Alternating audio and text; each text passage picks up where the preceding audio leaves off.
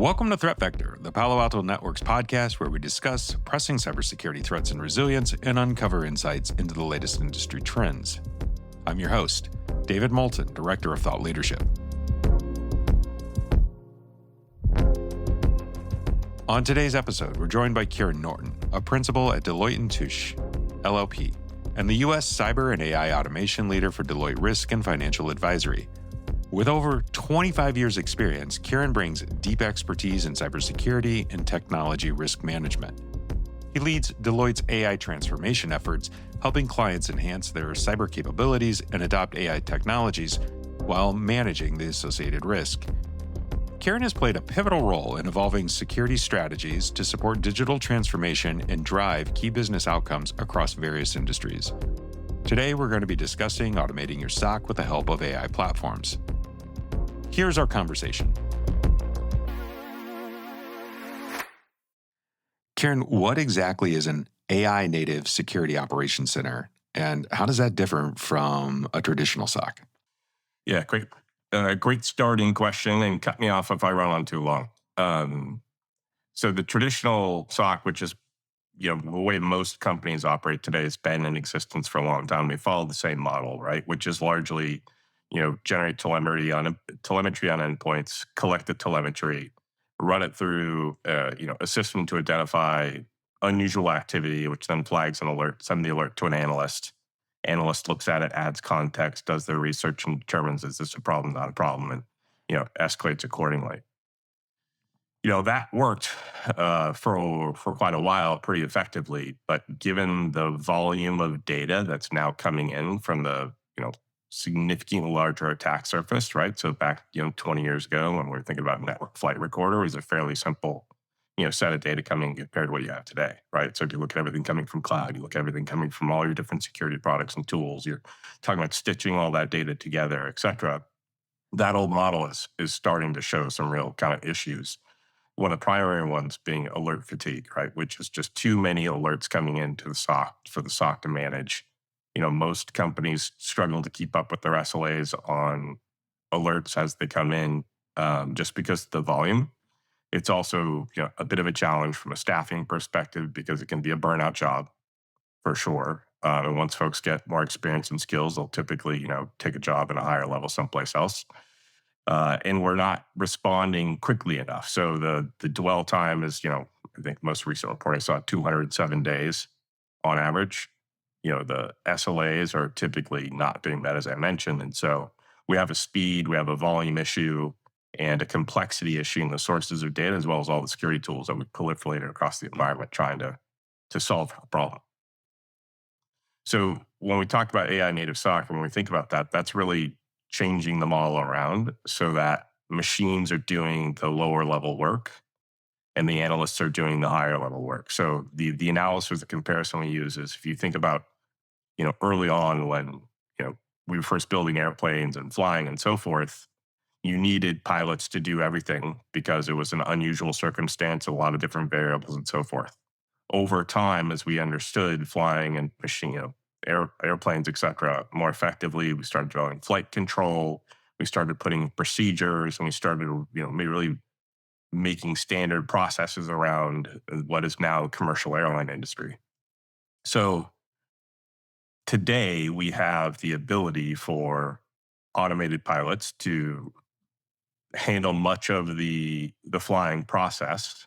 And we still have a pilot there to handle any, kind of issues, abnormalities, things that are unusual, require a creative response that you can't really plan for in advance. Well, we need to get the same place with the SOC. So instead of analysts working on tickets and responding to every single ticket, we need machines, autopilots, to do a lot of the volume for us and take care of those things that are relatively straightforward, that can be automated, that can be addressed through leveraging AI, ML, and other things. And then the analysts are now, tuning the machine and making sure the machine is operating as effectively as possible to respond to those alerts and automate things out of existence. And they're also handling the more, significant scenarios that require a creative response. That's the model we need to get to. So I was talking to Nir Zook back in July about this exact problem. And he said, speed, scale, those are going to be the things that AI and machines absolutely outperform any human on, and we need that. But then in the areas where we cannot codify it, we cannot turn it into a repeatable practice, that's where humans have to be the very best.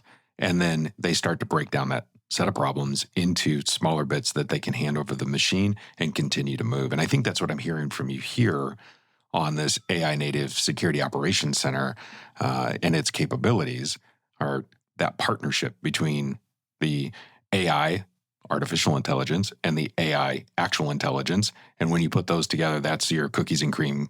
And, that's a good set of flavors. Yeah, that's right. That's right.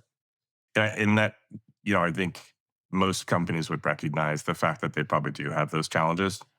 Um, so this is a pretty prominent issue, I think, for a lot of our mutual clients. And so it's definitely kind of top of mind. I think it's for a CISO, SOC transformation is one of those applications of AI that they're not going to regret. They can make that decision today. They can start taking action on it. They can transform the SOC. And that's going to be a no regret decision, even though the world of AI is changing very quickly. And, there's new developments every week.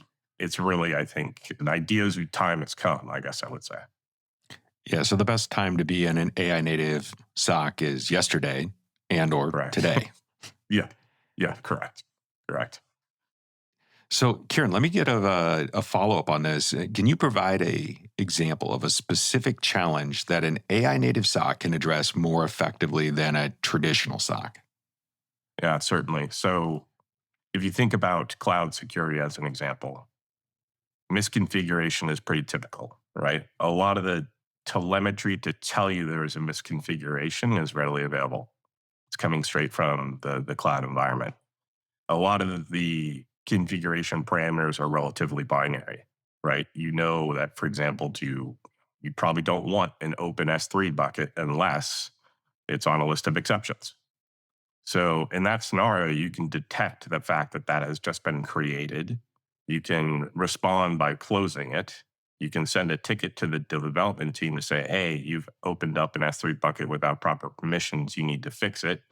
Here's your exception process. If you have a need for it, follow this process here and then go on with your day, right? So you can automate that entire process. And rather than that going to an analyst who has to look up the bucket, find who owns it, try and figure out whether or not it should be open or not open, then go ahead and close it. Or if they don't know they can close it, maybe they file a ticket for an investigation, et cetera, and it stays open for some period of time. AI native SOC, that simply gets closed. You log it, you record it and say, hey, we had this incident, it's been closed. Here's, it goes into the historical record so you can do further analysis going forward. And your analyst is totally unaware, right? We've automated that one out of existence. There's, obviously thousands of those kinds of scenarios. So that's really the goal. It's to automate away the binary, the obvious, the straightforward scenarios. And then the analyst is spending their time adding additional playbooks to address the new threats, the new risks, the things that are new in the environment. And they're spending their time, creating more value for the SOC as opposed to running on a hamster wheel, just chasing alerts. Yeah, it sounds a lot like when I run my Roomba, right? I don't really care what it picks up. I just need it to go through, get the dog hair, and be out of my mind so I can focus on something else. And something that you're talking about with this, S3 bucket, fairly obvious, don't do that. I don't need an analyst interrupting their day to go, no, don't do that. Here's the rules. Automate it out of existence and let the AI be the thing that logs it, runs it, actually maybe even reports on how often that happens. Perhaps you move upstream a little bit on your training or your UI so that doesn't get repeated. But you're right, that doesn't need to be the thing that the AI, the actual intelligence in the room, spends their time on. Exactly. And that's right. You can tie it into your software development lifecycle, and then you can start measuring teams on their performance from a security perspective. You can start, tweaking your training to address the most often seen misconfigurations in your environment and so forth. So, Kieran, I'm curious, do you think that with that model in mind, that the AI will be able to come up with its own playbooks that it recommends to your SOC, to your environment, to enhance your security? I think eventually, right? Today, there's some work to be done by human AI to develop those playbooks and add to the repository based on what the analyst is seeing in the environment. But those recent studies show that AI is better at prompt engineering than people. Right? Yeah. So we're going to get to the point where AI is going to be able to develop those run books and say, okay, here you go, just press here. And even today, you can get recommendations, right, for a playbook based on what the AI is seeing, right? So it's an evaluation, comes to triages and says, hey, you know, you analyst may want to use this playbook to solve for this issue, right? So we can already do that. Yeah. So it's not a big leap to get to the point of developing these things automatically. It does strike me as one of those things that's interesting of having the AI prompt you on a playbook, and then you can infuse it with your creativity or your strategy. So let's shift gears a little bit. How does integrating AI into a SOC enhance threat detection and response capabilities? So, the core is around obviously what has been going on for a long time, which is analyzing the data and looking for anomalies, et cetera. That is similar, but in this case, like all things AI related, your AI is good as the data that you feed into it. And so 20 years ago, we didn't have the repositories of data that we have today to really do analysis and improve the effectiveness of AI ML models to detect threats, et cetera. And so that's really advanced. And so, one of the reasons obviously we work with Palo around XIM is because the product has a sophisticated AI ML engine that does a lot of the not only the data collection and the data stitching and getting into a consistent data model, even from a whole variety of sources, but it also has AI ML detection capabilities that are far advanced. You can even bring your own AI ML if you happen to be a shop that has that level of sophistication. And so that's really the heart of the value in the detection, reducing the number of alerts that are actually going to go to an analyst, detecting and automating, et cetera. I think the other part around it is that it's the collection of data from across the entire environment and automatically identifying that as a single incident, single event, single case, right? Mm-hmm. So if you have, Mm-hmm. for example, 15 sources of telemetry in your network, and all 15 happen to see bad activity, the same bad activity, you're probably going to see 15 different alerts related to that same event. And as an analyst, you have to go through all 15, right? So leveraging AI/ML, it'll actually aggregate that data down to a single incident, give you all of the information as an analyst and say, okay, here's what we've seen in all parts of the network that basically correlate back to a single action, right? Right. And that has a lot of value in and of itself. Yeah, you're not getting little slivers and piecemeal data and evidence pulled together over time. You're getting one casebook, essentially. Yeah, correct. So, I mean, do you want 15 alerts or do you want one? Right. One, And do you want to always. go find all that context yourself or do you want the machines to do it for you? Right.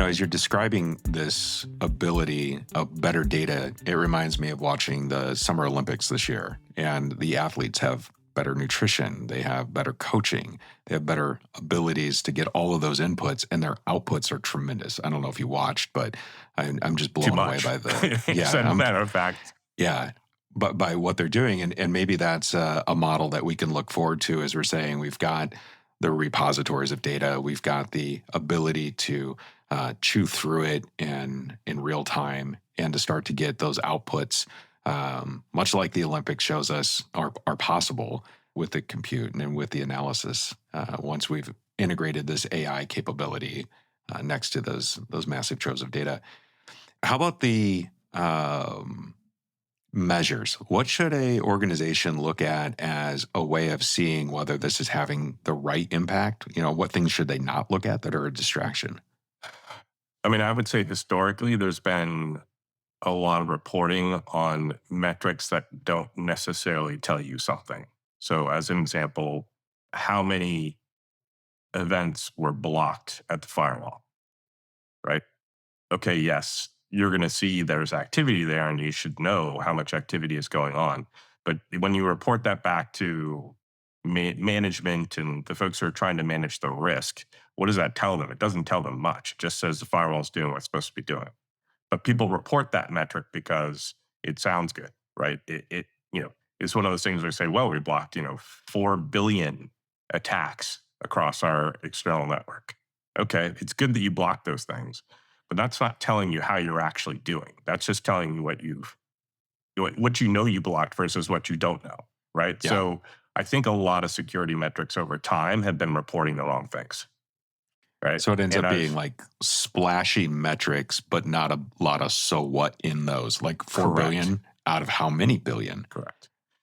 Yeah, look, it's human nature to want to make things look good. So it's easy to come up with metrics in the organization that you can report and make looks like things working, right?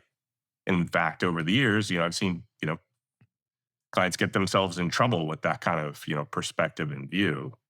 Um, so I think the metrics that matter are more around the actual operational processes of the SOC. So like we talked about dwell time, we talked about volume of alerts and how long it's taking to address those alerts and how many alerts per analyst and how many new playbooks are being developed, et cetera.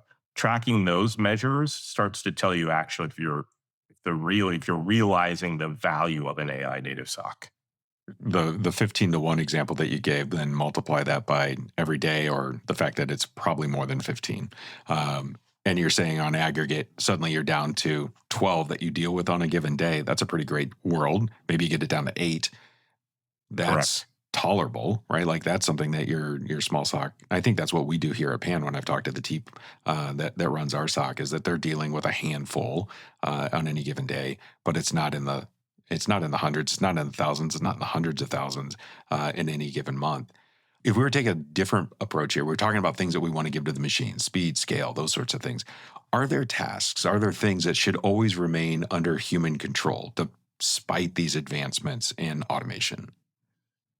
There's going to be human in the loop in a lot of things. Again, if you detect something that's relatively binary, then you can automate that with a high degree of confidence, right? But there will always be incidents, issues, et cetera, that require an analyst to look at it and say yes before you pull the trigger. So I think that's going to continue to be the case for quite a while.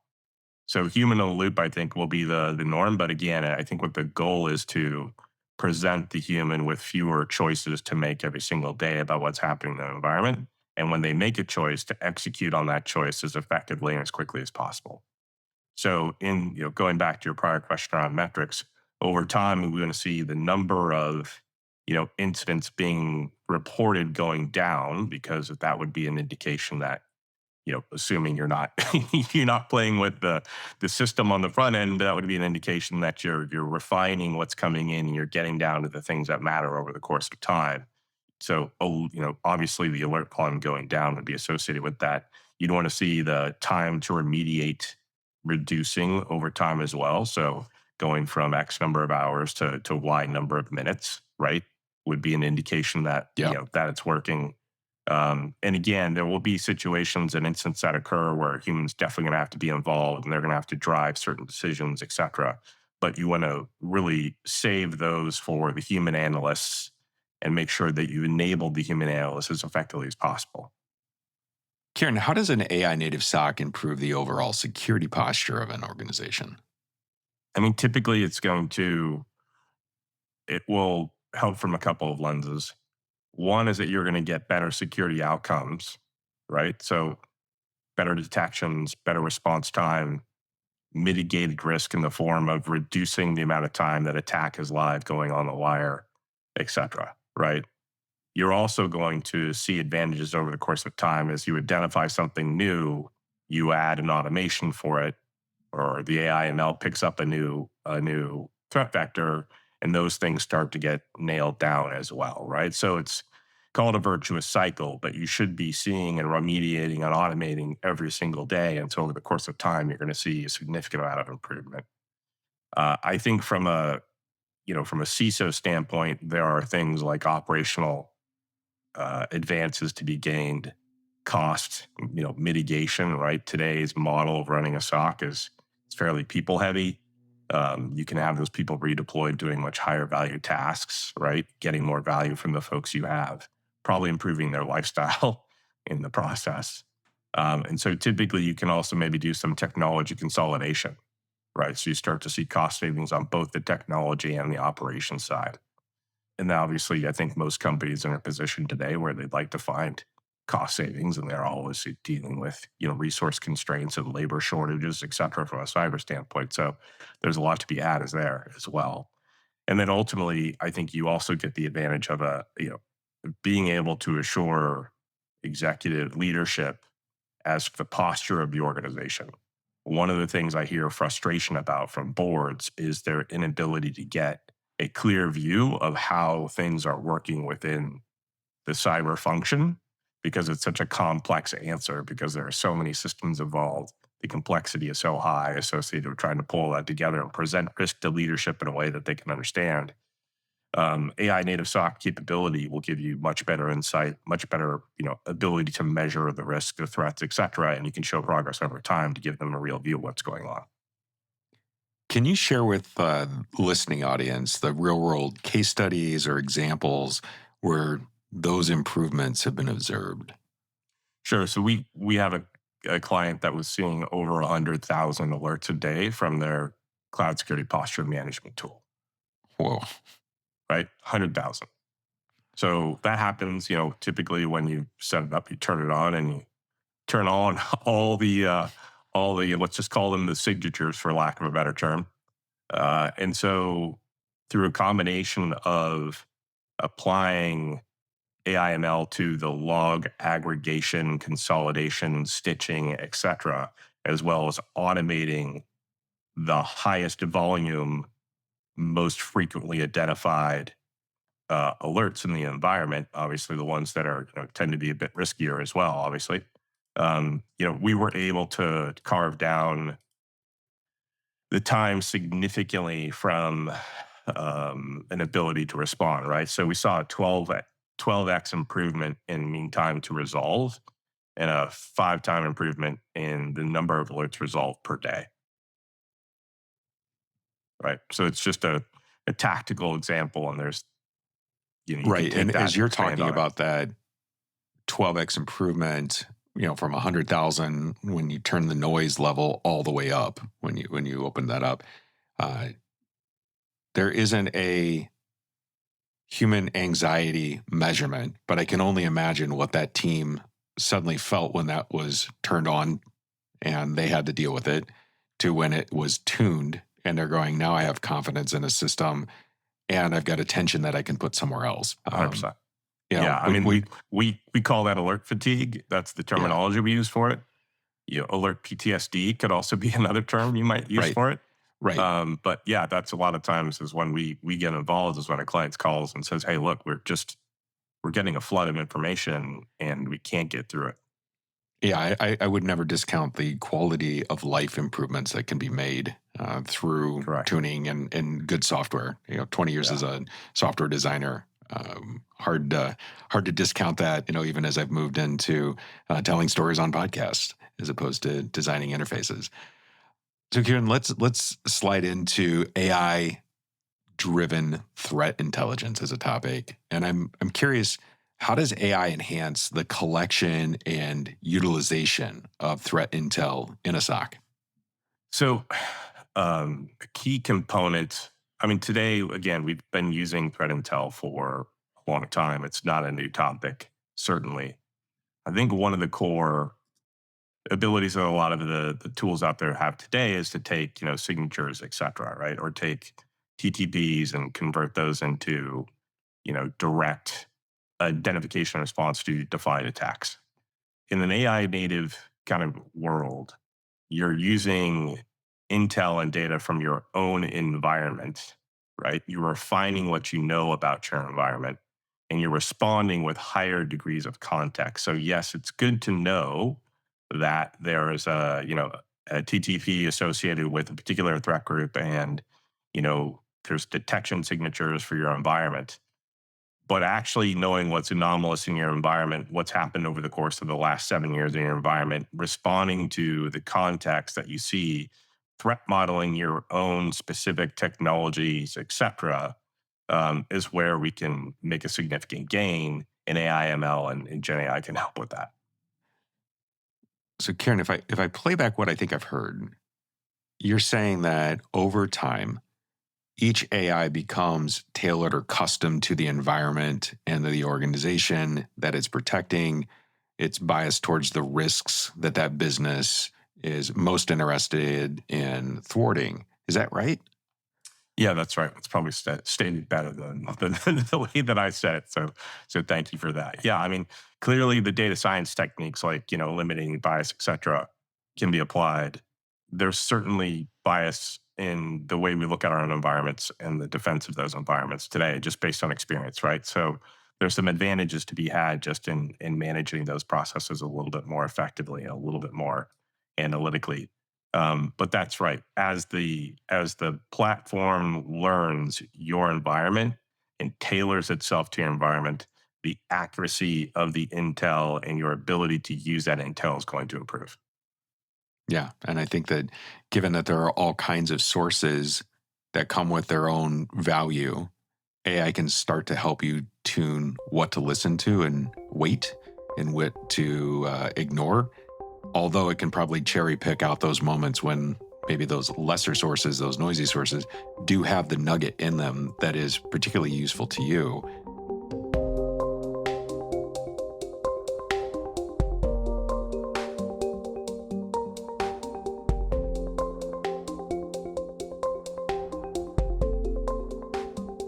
Let's shift into this idea of zero trust. What role does zero trust solutions play in the AI native SOC framework? So it's actually, sort of the inverse, right? An AI native SOC can allow you to support, create, defend your environment leveraging zero trust principles, right? It's core to a zero trust implementation or a zero trust model. And so without, a SOC that's, capable of more advanced analytics, response, automation, et cetera, getting to a zero trust model is going to be exceptionally difficult because of the level of effort and the cost and everything else that goes along with it. So they're tied together from the standpoint, if you're trying to achieve a goal of zero trust, an AI native SOC is going to get you there faster, more effectively, and with lower costs than trying to do it by piling technology on top of technology. So these end up being complementary rather than just this idea of Lego bricking your way into something that ultimately becomes kind of brittle in your pursuit of that zero trust principle or outcome that you're looking for. Kieran, how does a AI native SOC enable scalability and flexibility in handling some of these evolving cyber threats? So we've talked about scale. I think agility is an important part of scale going forward. So as the threats change and you see new things happening in the environment, you see new attacks, et cetera, you need to adjust your system to respond to those things. And you need to be able to develop new response procedures and processes to address a threat, automated out of existence, et cetera, like we've talked about. So to do that, you have to have a platform that is constantly evolving in itself, both in terms of the data it uses and the basically the threats it's identifying, going back to the conversation around Intel and some of the other components earlier in the discussion. And then you also need the ability to constantly add new capabilities on top of it to address what's new and from an evolving threat landscape standpoint, right? So scale is both in volume, but it's also in agility in the sense that you need to be able to adapt quickly. And it may be that there's a particular threat that you're seeing for a short period of time and then it goes away. That's fine, right? But you need to be able to adjust on the fly to respond in closer to real time to address these things, as opposed to, put it through another engineering cycle and 4 months later you'll have a new set of detections deployed in your environment. Does that make sense? It does. Kieran, when you're thinking about keeping the benefits of scalability and flexibility or agility, what are the key factors that an enterprise should really weight towards? So from a scalability standpoint, it's a lot around ingestion and being able to add new data sources, quickly, right?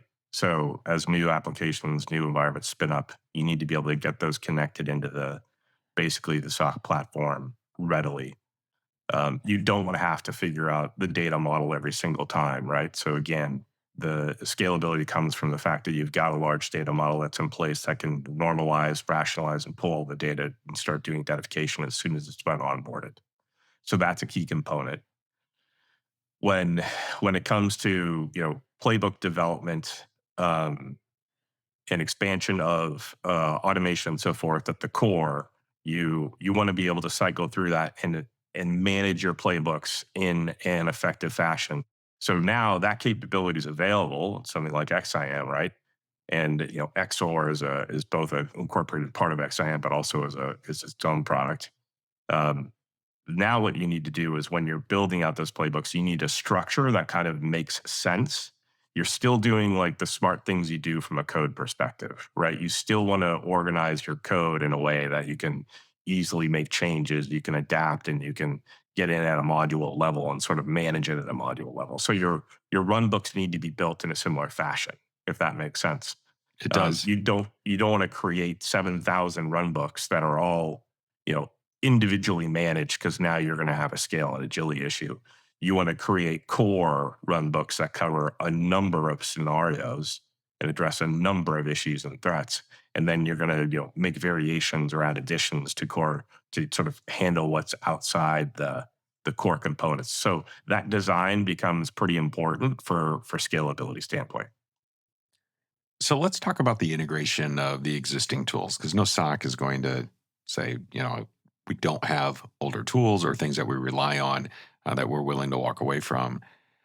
How can organizations integrate with their AI native SOC platforms, those existing security tools in their infrastructure? So I would say that, I mean, first I would encourage people to really evaluate whether or not they need all the security tools they have deployed. A lot of our clients have purchased a number of security tools over the years to solve for a number of point problems, and they don't necessarily talk to each other very well. And there's definitely overlap. In a lot of cases, they're not deployed very effectively. So, personally, I would rather see 10 tools deployed fully and effectively in an environment than 40 tools, of which 20 are not really fully deployed or used. We see this every day, right? There's just logs being generated that aren't being looked at in various tools and systems, and the value is not being extracted. So I Yeah. encourage people to really examine that and their assumptions about what tools are returning value for them. Because if they don't know what the tool is doing for them and they can't point to the value it's creating, then that tool is probably up for consideration as, do you really need it? Right? Would you be better off having, 5 teams on 5 tools, or 20 teams on 20 teams on 20 tools? I mean, we see this kind of constantly. So setting the soapbox aside, obviously, a lot of the technology products have the ability to integrate with a lot of different data sources. And so wherever there's a built-in connector adapter, you absolutely want to go that route. For those that don't have a built-in, you can create a custom parser in order to analyze that data and pull it into the same data model, et cetera. And so again, you want to make those integrations as effective as possible, and you want to cover as much of the scope of the environment that is valuable / possible as well. Again, do you need logs from your routers from 10 years ago? Maybe, maybe not, right? I think it could be that your environment's changed a lot and that data is not going to be very helpful. Well, then don't bring it in, because you're not going to get value out of it. But could you use the last 5 years of firewall logs? Yeah, probably, because there's going to be a lot of information there. It's going to make your system smarter about how to defend you today. So it's also making those choices about what comes in and pulling in the things that are going to have value and enhance basically the end result, as opposed to just throwing everything in there because from a compliance perspective, you want to be able to check the box. As you talked about this idea of interrogating whether or not you need some of the data, it reminds me of an integration that I was working on some years ago with a payroll company. And they had 12 different applications. They wanted to bring them all together in a SaaS. And we ran into a really complex area of the UI. And I asked, well, what is this for? And the team I was working with didn't know. So they reached out to payroll clerks and experts in the business. That group didn't know. They reached out to more of the customers. That group didn't know. And it had been migrated forward through several iterations of their software, and no one thought, let's get rid of it. They're going, well, maybe it'll mess something up.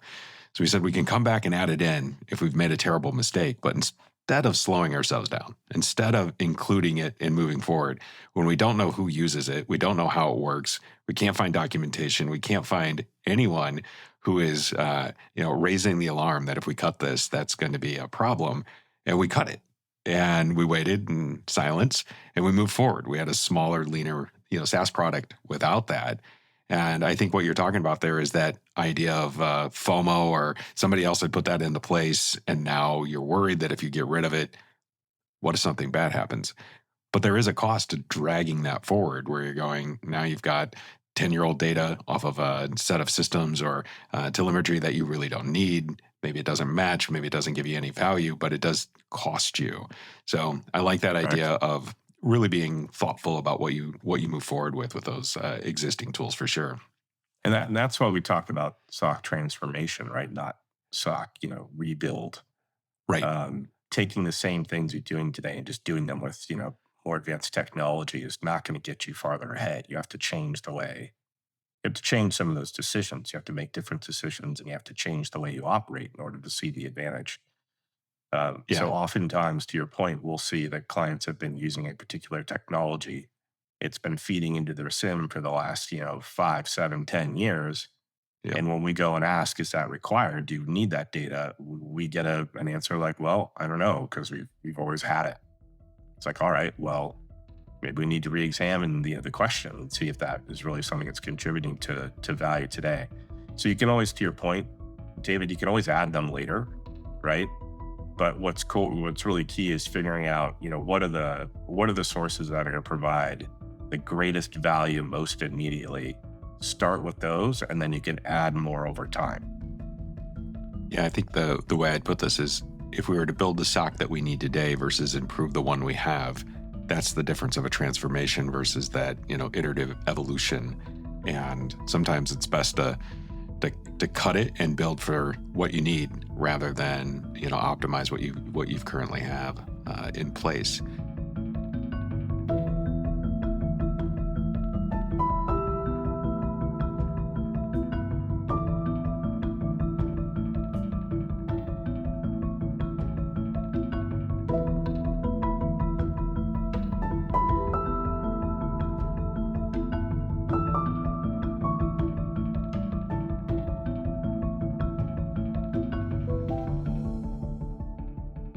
Let's shift away from thinking about looking back at what we need and what we don't need, and get into some of the future of AI and cybersecurity as a topic. Kieran, what are some of the future trends in AI and cybersecurity, particularly in the context of a SOC, that you see coming and are important? Well, I certainly think the development and use of bespoke models is both something that's happening today, but it's going to continue to occur, I think, more frequently going forward, right? So once you start down the path of building, agents, right, to sort of, again, take the place, or, remove the need for human involvement in, routine process tasks, et cetera, you're just going to see that concept expand. So today you can obviously do that leveraging, you can do some things leveraging platforms like XIM. And in addition to that, you might be adding additional bespoke agents to help your team take care of various tasks. So, for example, one of the ones we're working on currently is also involving a co-pilot. It's really designed for a ride-along for a tier 1 level analyst, so that when they get the recommendation from the core engine, so when XIM says, okay, here's the recommendation around the playbook, if they don't understand the playbook, the ride-along co-pilot's there to say, okay, well, they can ask, what does the playbook do? What do I need to know? Can I get further information on this, et cetera? So it's going to make them more effective in determining whether or not they're going to execute that playbook, right? So that's one example. That's a here and now. But I think as we go forward, we're going to see more agents deployed more widely from a cyber perspective. Ultimately, the vision that we're working towards and I wear the hat of owning our internal development, use, et cetera, of AI as it applies to our cyber business. The direction we're going is to chain together a series of agents that allow us to perform services for clients faster, more effectively, with better outcomes, right? And I think that will be true within cyber functions for those organizations that can afford and can build the team and have the right resources. They're going to start developing agents that are going to take the load of some of the routine activities in their business and address it. So third party risk is a great example where most regulated entities have a whole program about managing the risks associated with their third parties, and a lot of that program is focused on taking input from a third party, be it a SOC 2 report or something else, comparing that to a set of requirements, right? And then figuring out where the gaps are from a security perspective, then following up with that particular vendor to say, hey, look, these things aren't in your, we don't see these things in your SOC 2, we don't see this in documentation reported, can you tell us what you're doing about X, Y, and Z? Historically, a very manual process. Person looks at the documentation, they look at the requirements, they identify the gaps, they go through that whole process. Well, we're solving that with a dedicated agent. It's going to do all the initial analysis of the documentation in comparison to the framework, identification of gaps, and ultimately coming up with recommendations. And it's going to pass that back to the analyst, who's then refining, tweaking, based on their experience, based on knowledge of what the vendor's organization and business does, et cetera, and then speeding up their ability to move through what is, again, historically both manual and required from a compliance perspective process. So we've talked a lot about some amazing capabilities with technology and the AI and AI cookies and cream kind of a world that we see. I'm wondering if you're a SOC analyst today or you're desiring to be one, what are some of the things that you would recommend for that person to lean into as far as skills or training or areas of interest that would bolster their success in this combo world where we've married together man and machine towards our security goals? Today, I'm going to say Python. Python, right? Yeah. No Python, right? Because that is the language of the cloud. That is the language of a lot of the automation and capabilities and security tools. Python is really becoming a core competency. It's how you are, in many cases, writing code to achieve the outcomes you're looking for, right? So that's kind of the the short answer. The long answer is focusing on the principles. So as you can tell by you can see my gray hair. I've been in the business for a long time, and so while new technology trends come up and new technologies do bring nuanced threats and nuanced kind of issues that we haven't dealt with before, a lot of the patterns have existed for a long time. So rather than focusing on, how do I solve for this particular threat, understand what the threat, what is that threat actually originating from? Where is it originating? What is it taking advantage of? What is it exploiting? And understand the problem at that level, because you're going to see that threat pattern somewhere else. And so focusing on understanding the pattern is going to make you more and more valuable over time, because pattern recognition is a human thing. It's not just a machine thing. And you're going to get better at addressing, threats in the environment, responding and doing these kinds of things as an analyst. I think that's so well put. Folks can't see me, but I got a touch of the, I think it's called distinguished gray here and Is that there. what we call it? Okay, Yeah, I think cool. so. At least that's the my wife's given me that, smiles and tells me it's distinguished, so I believe her. My wife challenged me putting that my last passport application, putting that my hair was brown. Yeah, She's like, really? Brown? I mean, in the right light. Yeah, exactly. In the right light, and 10, 15 years ago, yes, completely true. Years ago, I was learning a program you might have heard of. It was called Adobe Photoshop. And once I got proficient in it, I thought of myself as a designer, because a designer could use Photoshop. And I don't know, 5, 6 years into it, I started to realize that knowing Photoshop was a skill, but it didn't make you capable of making design decisions that mattered. And it was that underlying foundation of understanding design principles. And so when you're talking about understanding Python, that's a great tool to have. It's the Photoshop of the moment, if you will. But understanding the foundations and principles of security and pattern matching and how an attack can occur, those are going to be the things that transcend the fad of the moment and give you the ability to provide that creativity and value that the human has in this relationship between speed, scale, and agility from the machine, and creativity and the understanding of the adversary, because they are generally human, that we're always going to have some value in that space. So I think it's a really good piece of advice. Understand your foundations. Kieran, I love to wrap these interviews up with a question. It's the same question for everyone. What's the most important thing that a listener of today's conversation should take away from it? I would say there's sort of two points.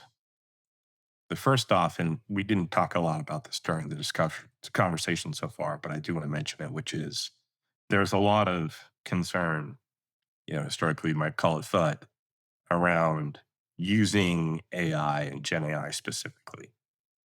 And a lot of organizations want to adopt AI and Gen AI from a business perspective are not doing so for concerns with security risk, data loss, and so forth. We actually know how to tackle those problems as an industry and as professionals. We've been dealing with those risk domains for decades. Yes, there's nuances, right, that you have to adapt to, and you probably need, some new capabilities in your software development lifecycle and some new capabilities from a data kind of analysis and testing perspective, right? So I encourage everyone to think about that, because as an industry, I think the security professionals have a history of saying no and have a history of being very protective. And while I can appreciate that, I think we have to recognize that this is the direction of technology, and we need to lean in to make it happen. Okay, so again, I'll put that soapbox aside. I think in terms of using AI in the business of cyber, right, and defending organizations, we need to think about what can we do today, where can we get value today, and make investments that we know are going to be no regret decisions, because it is changing so quickly. Kind of the technologies are changing rapidly, the capability of the technology is changing rapidly, et cetera. But there are areas where we know we can start today, there's solutions today, we can make progress today, and we're going to have no regrets about those things later. So SOC transformation obviously being one. We're leaning heavy into that for that exact reason. Securing code from development through to cloud deployment, and what we say is code to SOC, right? Because in the back end of the cloud, you're monitoring for security threats, you're responding, you're reacting, et cetera. Tying that whole entire process together, automating it as much as possible, seeking an advantage to be able to do it more quickly, lower cost, better outcomes, et cetera. That's another area where you're not going to have any regrets about improvements, right? So again, just focus on those things you won't regret, you can make progress on today, and do that in parallel while watching what's happening from an overall direction and identifying when you do get to the point of, okay, now we're going to start building bespoke agents, now we're going to start doing these other things, because it is going to take a little time for some of that to shake out, and the skill sets are pretty tough to find right now, those kinds of challenges. Makes sense. No regrets. Make those decisions immediately. And don't resist the coming era of AI with your knee-jerk reaction to say no first until I have it 100% secured. Yep, that's right.